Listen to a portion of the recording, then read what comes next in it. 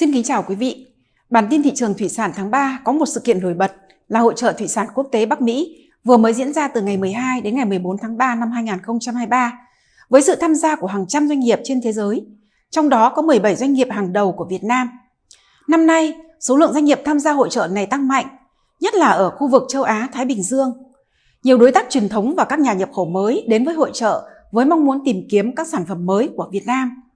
Do vậy, Hội chợ Bắc Mỹ năm nay kỳ vọng sẽ thúc đẩy giao thương thủy sản Việt Nam với Mỹ và các nước nhập khẩu khác hồi phục từ sau quý 1. Xuất khẩu thủy sản sang Mỹ có chiều hướng sụt giảm từ quý cuối năm 2022 và tiếp đà giảm sâu trong 2 tháng đầu năm nay.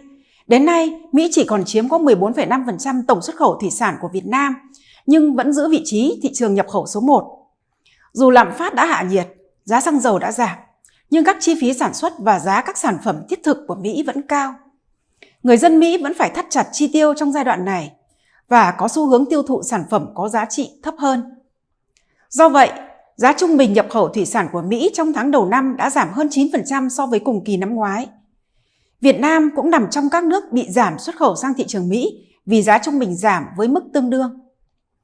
Tính đến hết tháng 2 năm 2023, xuất khẩu thủy sản của Việt Nam sang Mỹ đạt 155 triệu đô la, giảm 55% so với cùng kỳ năm ngoái.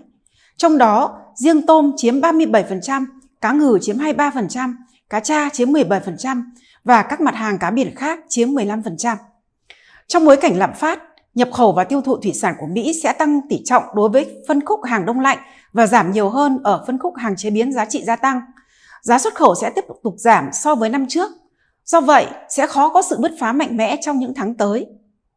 Thưa quý vị, ngoài thị trường Mỹ, trong kịch bản xuất khẩu thủy sản của Việt Nam năm 2023, Trung Quốc được coi là động lực thúc đẩy sau khi nước này dỡ bỏ hoàn toàn chính sách Zero Covid. Tuy nhiên, Trung Quốc giống như một miếng bánh lớn đang bị chia sẻ bởi nhiều nước xuất khẩu, tạo ra sức ép cạnh tranh quá lớn. Đối với Việt Nam, có hai đối thủ lớn nhất là Ecuador và Ấn Độ, đang chiếm thị phần chi phối với hơn 60% nhập khẩu tôm của Trung Quốc. Thế mạnh của hai nước này là sản phẩm tôm đông lạnh, cỡ nhỏ, giá rẻ. Không chỉ tôm, đối với các mặt hàng thủy hải sản khác như các loài cá biển, mực, bạch tuộc, Việt Nam cũng phải đối mặt với sự cạnh tranh gay gắt của các nhà xuất khẩu và các thương gia thủy sản từ các nước khác. 2 tháng đầu năm nay, xuất khẩu thủy sản của Việt Nam sang Trung Quốc và Hồng Kông đạt gần 151 triệu đô la, giảm 11% so với cùng kỳ, chủ yếu vì giảm trong tháng 1. Xuất khẩu thủy sản sang thị trường này trong tháng 2 có tín hiệu tốt hơn với mức tăng 25%, trong đó xuất khẩu rất nhiều loài cá biển tăng mạnh.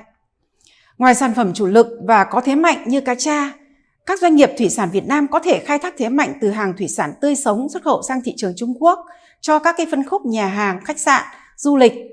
Ví dụ như là tôm sú, tôm hùm, cá biển, cua, hàu, sò điệp, tươi sống. Ngoài ra, có thể tiếp cận và khai thác thị trường Trung Quốc từ góc độ địa phương. Có những địa phương tại Trung Quốc có đặc thù và thói quen tiêu thụ tương tự như ở Việt Nam, ưa chuộng hàng thủy sản của Việt Nam hơn các nước khác. Ví dụ như là Quảng Tây, tỉnh này nhập khẩu hơn 75% thủy sản từ Việt Nam, chỉ có 25% là từ các nước khác. Xuất khẩu thủy sản của cả nước trong tháng 2 đã có tín hiệu hồi phục so với tháng trước và kỳ vọng xu hướng thị trường sẽ khả quan hơn trong những tháng tới. Theo đó, xuất khẩu cũng sẽ hồi phục dần. Dự kiến xuất khẩu thủy sản trong quý 1 sẽ đạt khoảng 1,9 đến 2 tỷ đô la, giảm 25% so với cùng kỳ năm ngoái. Bản tin xin được tạm dừng tại đây. Xin cảm ơn quý vị đã quan tâm.